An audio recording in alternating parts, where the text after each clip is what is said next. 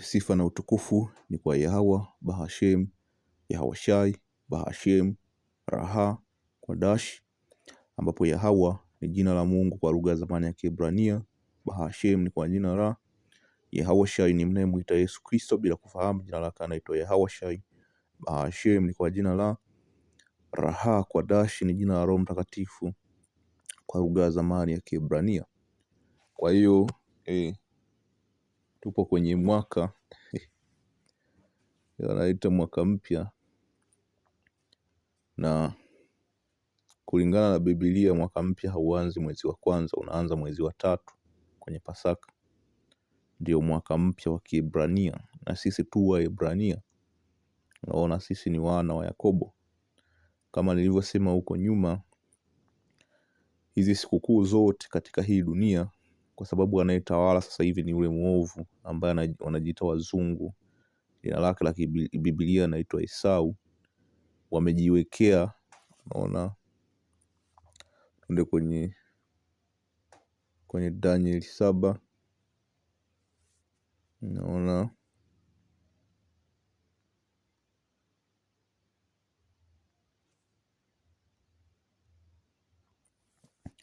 hii ni Danieli 7:25, anasema naye atanena maneno kinyume chake aliye juu. Naona naye atawazoofisha watakatifu wake aliye juu. Kwa hiyo huyu ni nani anayeongelewa hapa? Huyu ni Esau, ambao Esau kwa hivi leo wanaojiita wazungu amewazoofisha watakatifu. Kina nani watakatifu? Unaowaita manigro, Wahindi wekundu na Malatinas, kwa huko Afrika ni Wabantu.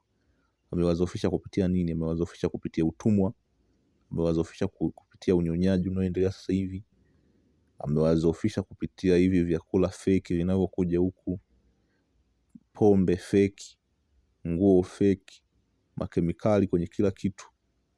Ndio maana sasa hivi mtu ukifikisha miaka 30 umechoka kama mtu mwenye miaka 60. Unaona? Naye ataazimu kubadili majira na sheria. Unaona? Ataazimu kubadili majira na sheria, na kwenye majira ndio unapata sikukuu hapo. Kwa hiyo kila kitu sasa hivi unachokiona hakiko kama kilivyo hivyo. Kwa mfano mwaka mpya huu, mwaka mpya si mwaka mpya kama unavyotakiwa uwe, amebadili majira. Unaona? Nao watatiwa mikononi mwake kwa wakati na nyakati 2.5 wakati. Kwa hiyo tuko mikononi mwa huyu muovu. Tumetiwa mikononi mwa muovu ambaye ni Esau. Unaona? Ambapo sasa hivi tunafika ule mwisho. Sababu ukienda kule kwenye Danieli ukasoma, pale alikuwa anaongelea mnyama wa 4, ambaye mnyama wa 4 anaenda kwenye utawala wa Rumi. Unaona? Ambapo sasa hivi tupo kwenye Rumi mpya, ambapo ni NATO na EU. Unaona? Tupo kwenye mguu wa pili wa utawala wa mwisho, ambapo ni NATO na EU. Ndio maana sasa hivi unaona mambo yanayoendelea sasa hivi, kwa sababu haya mambo yote yanaendelea yanaashiria mwisho. Hiyo inanileta kwenye pointi nyingine. Huu mwaka 2026 kwa Tanzania utakuwa ni mwaka wa hukumu kwa watu ambao wamelipuuza neno la Mungu. Itakuwa ni hukumu kwa waovu. Itakuwa ni hukumu kwa watenda mabaya. Itakuwa ni hukumu kwa wachungaji ambao wanawadanganya watu na kuwaibia hela zao. Huu utakuwa ni mwaka wa hukumu, mwaka wa vifo. Unaona? 2025 tulionja kidogo. Maelfu ya watu walikufa kwenye maandamano na mambo mbalimbali, kwenye ajali, kwenye nini, magonjwa. Unaona?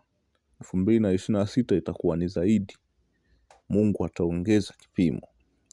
Hii ni Ezekieli 7, si tu kwa Tanzania bali kwa Afrika kiujumla. Unaona? Kenya, Uganda na nchi nyingine za Afrika, lakini hususan Tanzania na Nigeria. Watu kule Nigeria wanakufa sana.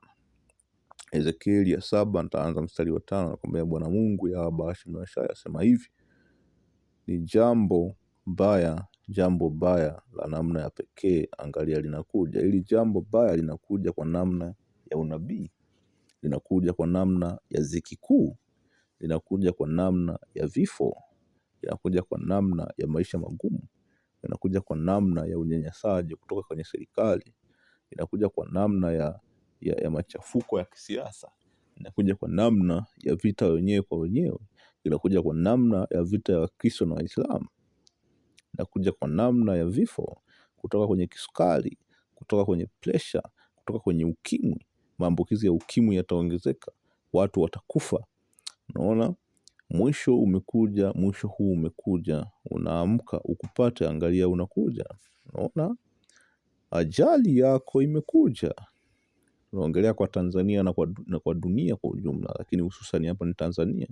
Wewe ukaae katika nchi hii, majira yamewadia. Siku ile inakaribia, siku ya fujo wala si ya shangwe mlimani. Unaona? Basi hivi karibu nitamwaga ghadhabu yangu juu yako, nitazimimina hasira zangu juu yako, nami naweza kuhukumu sawasawa na njia zako. Wote nyinyi mnaofanya maovu, alafu mnaona kama vile hukumu haiji. Unaona? Hukumu haiji, nami nitakupatiliza machukizo yako yote. Jicho langu halitaachilia wala sitaona huruma. Nitakupatiliza njia zako na machukizo yako yote.